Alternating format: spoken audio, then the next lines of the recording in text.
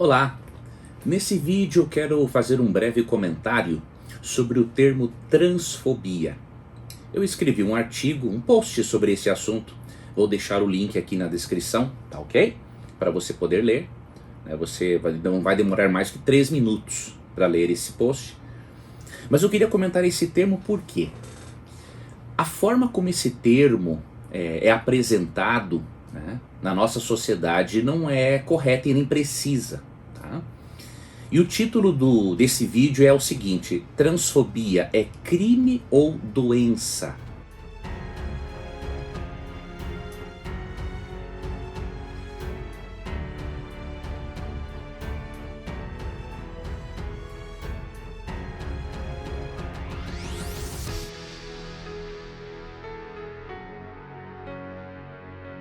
Participe agora da mentoria de interpretação bíblica, a Bíblia fácil de entender. Estude de uma forma simples e didática comigo e entenda textos difíceis.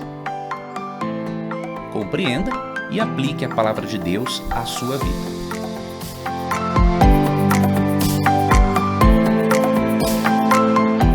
Inscreva-se agora, vagas limitadas. Veja, eu compreendo, tá, que um termo pode adquirir um significado diferente com o passar do tempo, né? E que a cultura que utiliza-se desse termo, ela é quem vai definindo o significado desse termo. Esse significado pode mudar, pode ampliar, eu entendo perfeitamente isso. Mas no caso do termo transfobia, à luz da Bíblia, eu não creio que seja um termo preciso para descrever o preconceito contra pessoas trans. Assim como o termo homofobia não é um termo preciso para descrever o preconceito, né, contra homossexuais. Por que eu estou lhe dizendo isso? Se você parar para analisar, a palavra fobia, primariamente, ela é relacionada à doença. E se primariamente uma fobia é relacionada a uma doença, devemos nos perguntar: transfobia ou homofobia, nesse caso, seria doença ou crime? Se o termo fobia significa uma doença, tem a ver com uma enfermidade, um transtorno, nesse caso, transfobia não deveria ser tratada como crime, deveria ser tratada como doença. E, consequentemente, pessoas doentes precisam de médico, não de prisão. Isso parece simples, mas não é. E eu vou te explicar o porquê. Porque quando uma pessoa não permite que o Espírito Santo direcione as suas conclusões, né? Não permite que o Espírito Santo atue na consciência, essa pessoa tem o raciocínio lógico pervertido, tá? E, consequentemente, com esse raciocínio lógico pervertido, a pessoa perde a capacidade de analisar os fatos, né, de forma objetiva, e ele impede também a pessoa de analisar, diríamos assim, a realidade objetiva dos fatos. E como consequência disso, a pessoa acaba vendo a vida, diríamos assim, de uma perspectiva progressista, totalmente contrária à vida real e à palavra de Deus. Então, sem o Espírito Santo, né, a pessoa tem a sua lógica, a sua capacidade de raciocínio lógico pervertido. Tá? A lógica é pervertida. E aí, consequentemente, a sua cosmovisão tem como base, né, uma ideologia progressista, por exemplo. E a palavra de Deus, que deveria formar essa cosmovisão, ou uma outra literatura, caso a pessoa não seja religiosa, isso vai acabando, fica de lado. Agora, se sem o Espírito Santo nós não conseguimos avaliar a realidade objetiva e, consequentemente, usarmos devidamente este termo transfobia ou o termo homofobia, imagine o que acontece se a pessoa analisar este assunto do ponto de vista espiritual. Aí é que a coisa desanda mesmo, aí é que desanda a maionese. Por quê? Porque, de acordo com 1 Coríntios 2, 14 e 15, as coisas espirituais só podem ser discernidas espiritualmente. Então, se uma pessoa não tem a ajuda do Espírito Santo, além de ter a sua lógica corrompida por ideologias humanas, essa pessoa perde por completo a capacidade de analisar uma questão do ponto de vista espiritual. E aí Paulo diz nesse texto que eu mencionei, de 1 Coríntios 2, 14 e 15, o seguinte: mas o homem natural não aceita as verdades do Espírito de Deus. Elas lhe parecem loucura e ele não consegue entendê-las, pois apenas quem é espiritual consegue avaliar corretamente o que diz o Espírito, quando ele fala a nossa consciência e de acordo também por meio das circunstâncias da vida, tá? Quem é espiritual pode avaliar todas as coisas, mas ele próprio não pode ser avaliado por outros. Então, repito, a maionese desanda se você analisar um assunto, né, espiritual sem a ajuda do Espírito Santo. Então, como eu vou fazer uma breve análise também espiritual para diferenciar crime de preconceito, eu já lhe adianto que se você não tiver um raciocínio lógico acompanhado de um raciocínio espiritual, né, esse vídeo que eu vou apresentar, que eu estou apresentando agora, é um absurdo para você. Mas se não, você vai pelo menos acompanhar até o final da argumentação para você entender e onde eu quero chegar com esse argumento. Como exemplo de uma lógica pervertida, tá, eu vou mencionar o título, né, desse post que eu preparei. Tá? Transfobia é crime ou doença? Então veja o exemplo de perversão do raciocínio lógico, né?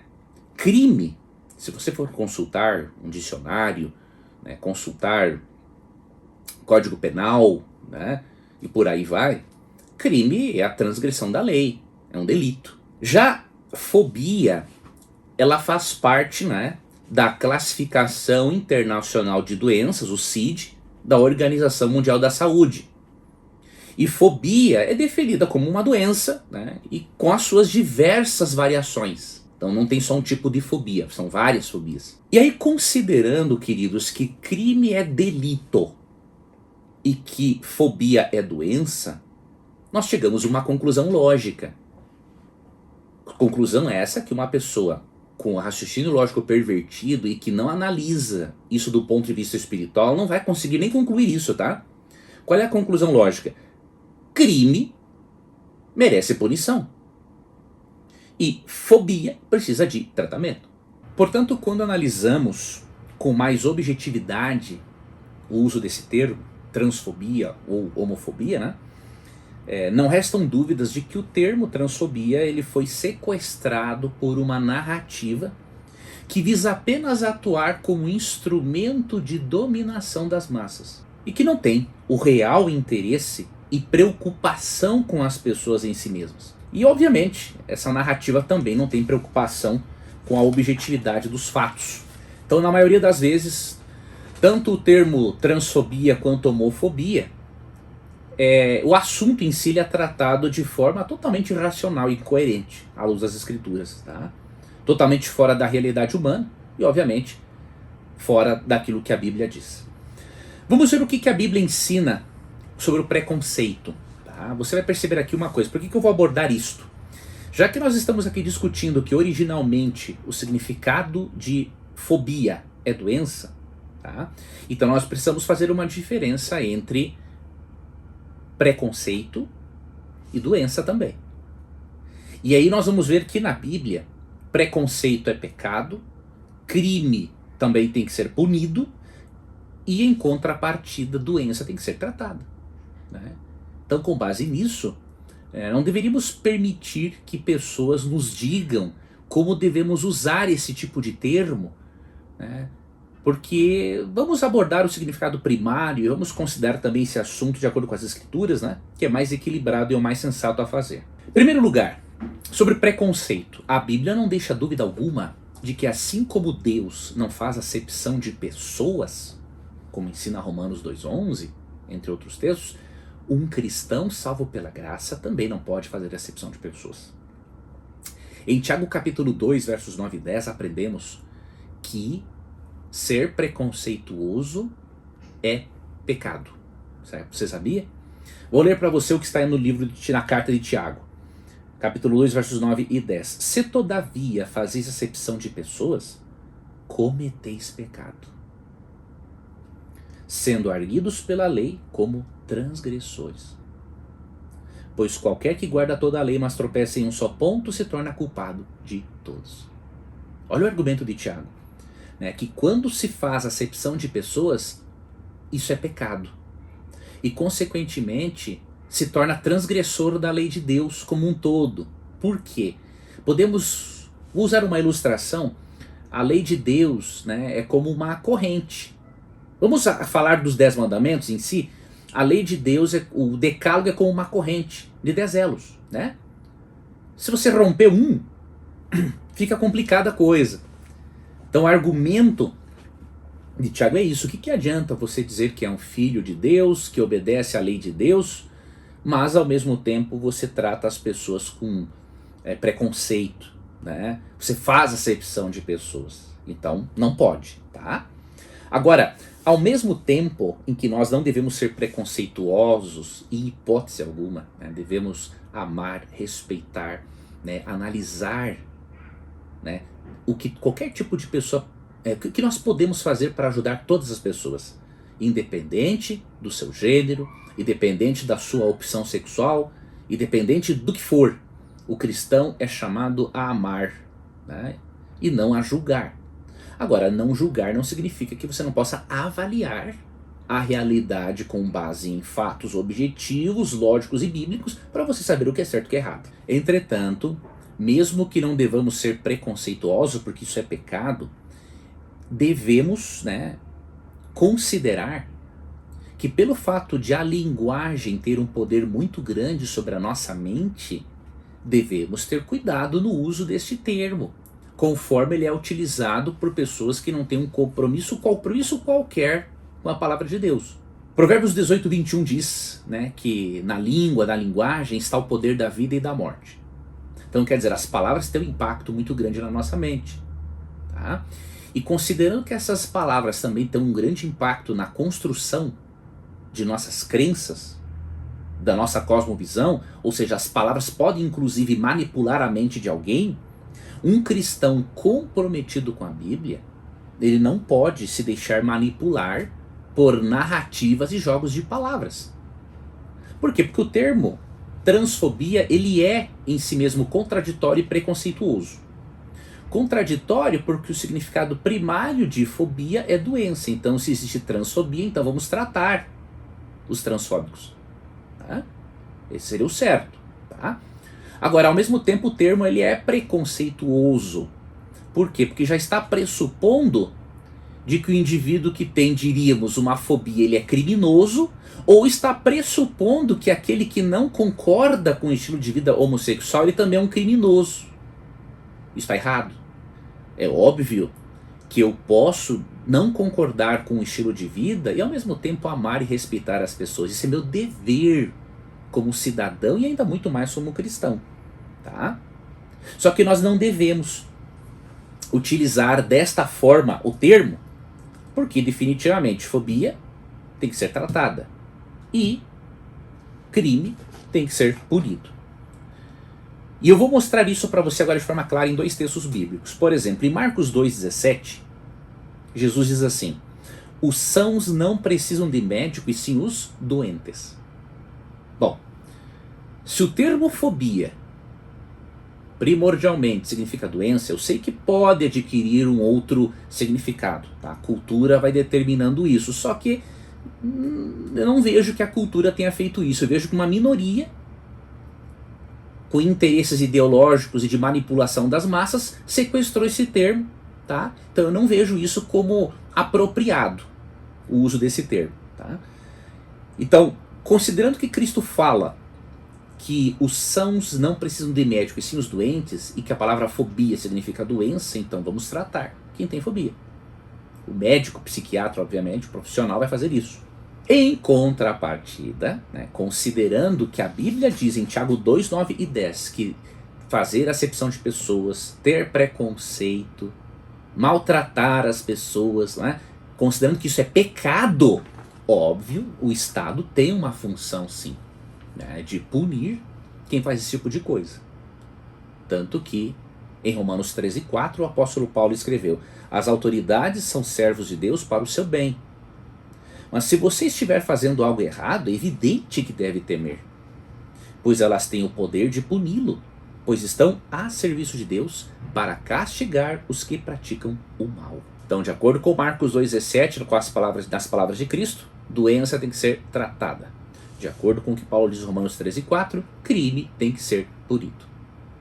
Esse é o certo de acordo com a Bíblia. E eu vou finalizar dando 2 conselhos para você.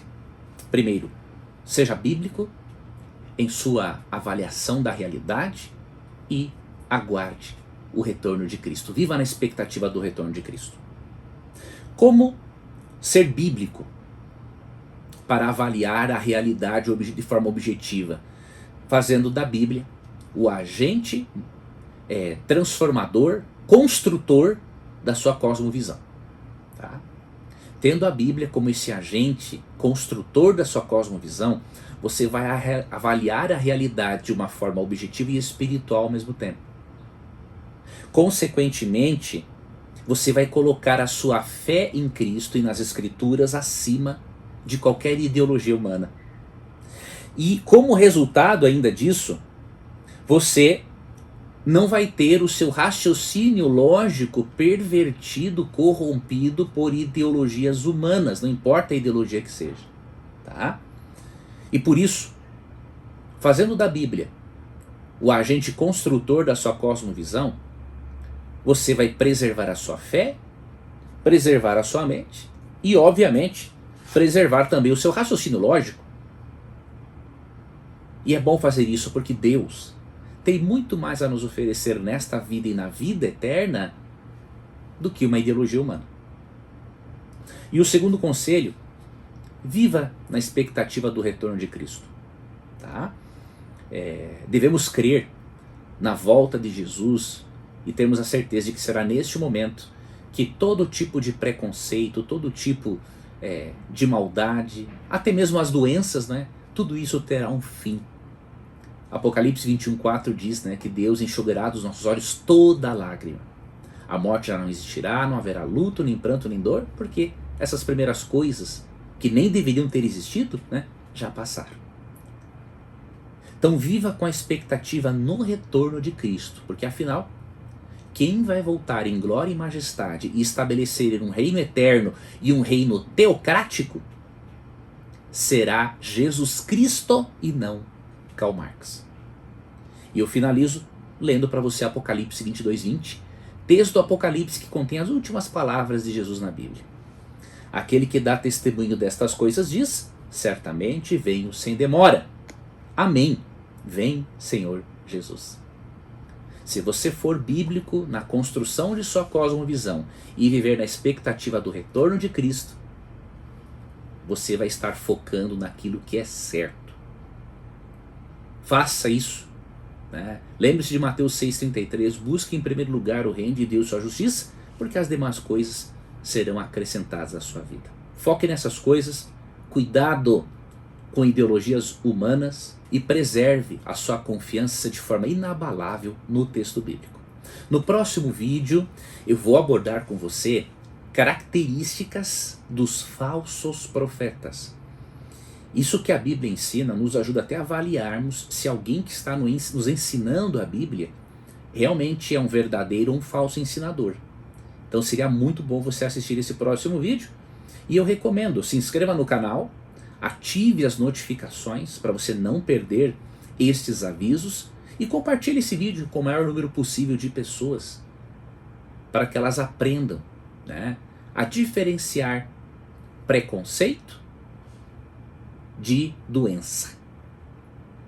Aprendendo isso, não permitiremos que uma agenda ideológica humana molde a nossa mente e os nossos interesses, que devem ser especialmente interesses eternos. Que Deus guie os seus passos. Obrigado por acompanhar esse vídeo e nos vemos num próximo momento. Participe agora da mentoria de interpretação bíblica, a Bíblia fácil de entender. Estude de uma forma simples e didática comigo e entenda textos difíceis.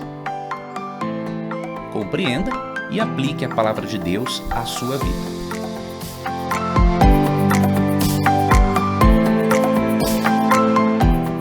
Inscreva-se agora, vagas limitadas.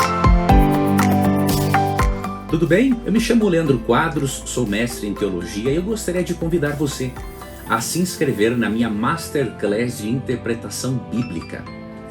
Ali eu estou dando dicas da hermenêutica, que é a ciência responsável pela interpretação do texto bíblico.